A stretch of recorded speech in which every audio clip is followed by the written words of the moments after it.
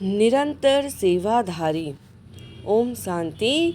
ओम शांति। बाप दादा 24/1/1978 की अव्यक्त मुरली।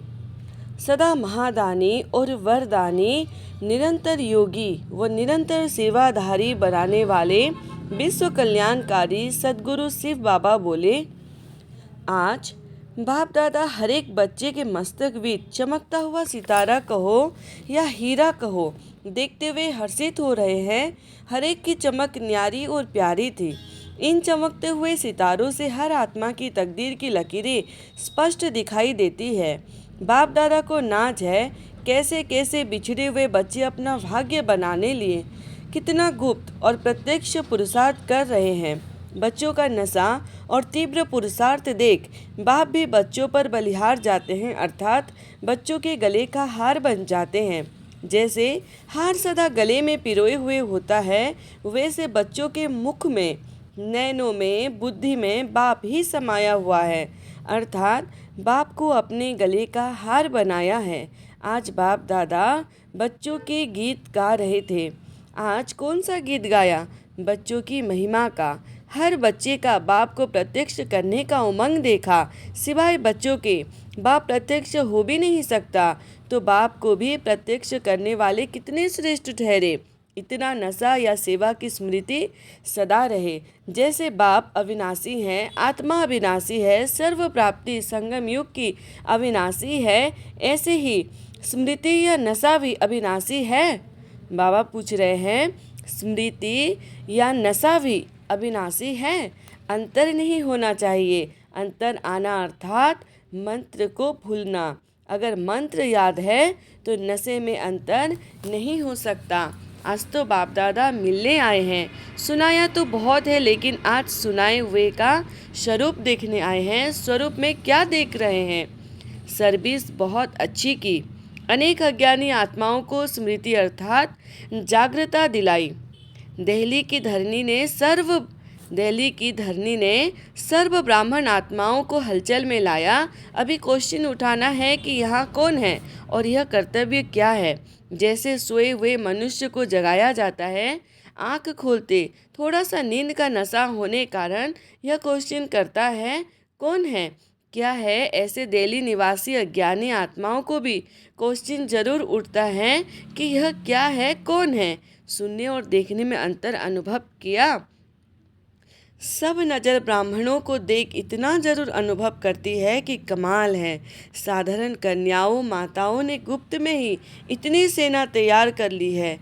ऐसे कब सोचा नहीं था, समझा नहीं था।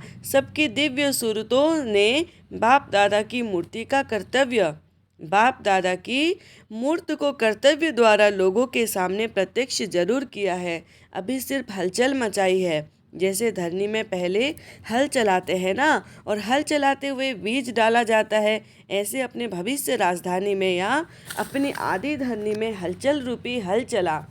कोई ताकत, कोई शक्ति साधारण व्यक्तियाँ नहीं हैं। हलचल के साथ यह बीज डाला है। सन्मुख न देखते हुए भी चारों ओर यह धूम मचाई है कि यह कौन है और क्या है।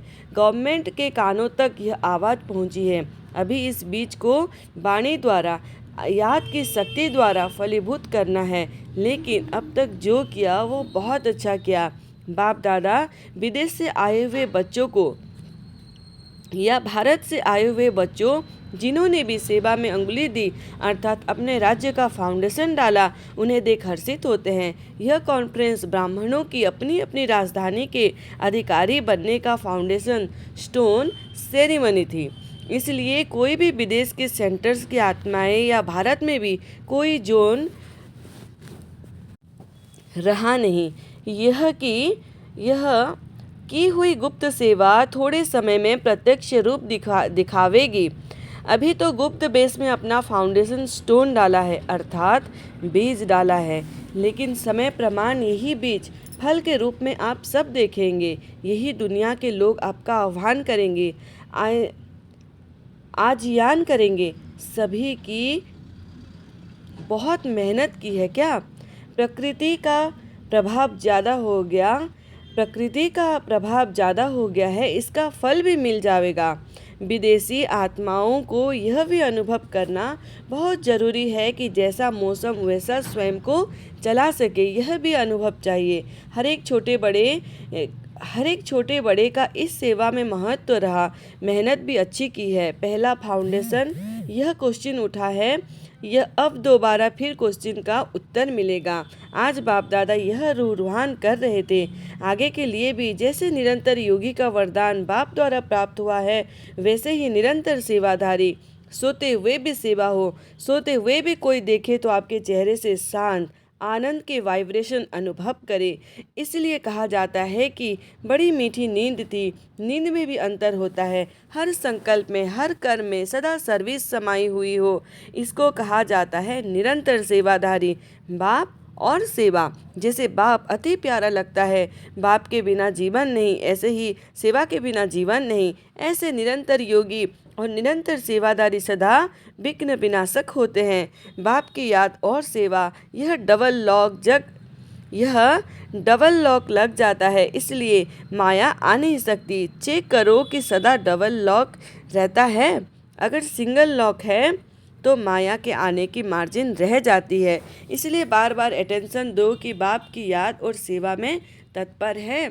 सदा यह याद रखो कि सर्व कर्मेंद्रियों द्वारा बाप की याद की स्मृति दिलाने की सेवा करते रहते हैं। हर संकल्प द्वारा विश्व कल्याण अर्थात लाइट हाउस का कर्तव्य करते रहते हैं। हर सेकंड की पावरफुल वृत्ति द्वारा चारों ओर पावरफुल वाइब्रेशन फैलाते रहते हैं, अर्थात वायुमंडल परिवर्तित करते रहते हैं।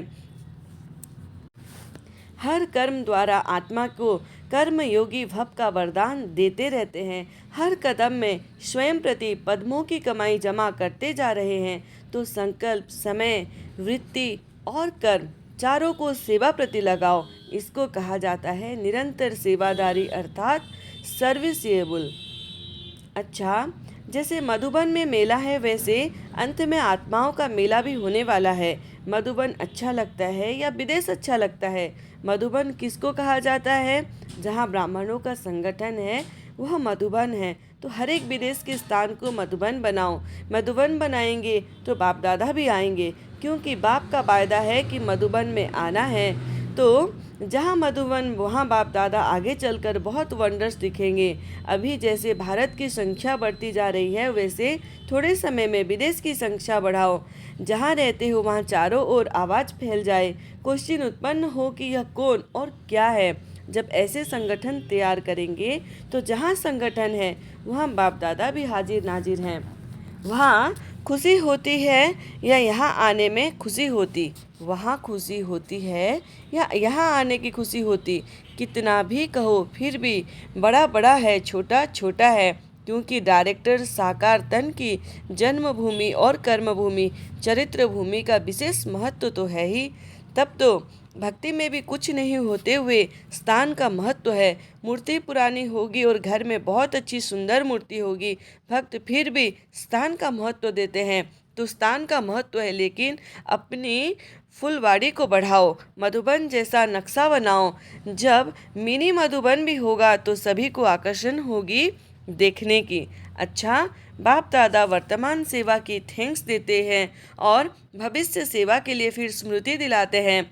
बाप दादा को बच्चों से ज़्यादा स्नेह कहा या शुभ ममता कहो? बाप दादा को बच्चों से ज़्यादा स्नेह कहो या शुभ ममता कहो? माँ की बच्चों में ममता होती है ना। तड़पते नहीं हैं लेकिन समा जाते हैं, उदास नहीं होते लेकिन बच्चों को सन्मुख इमर्ज कर स्नेह के सागर में समा जाते हैं। बाप का स्नेह है तब तो आपको भी स्नेह उत्पन्न होता है ना।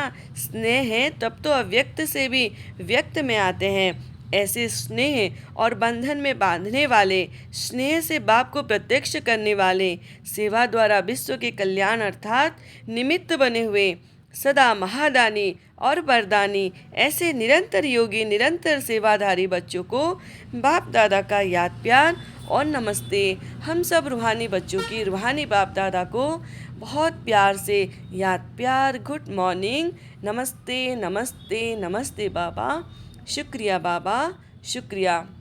ओम शांति, ओम शांति बाबा।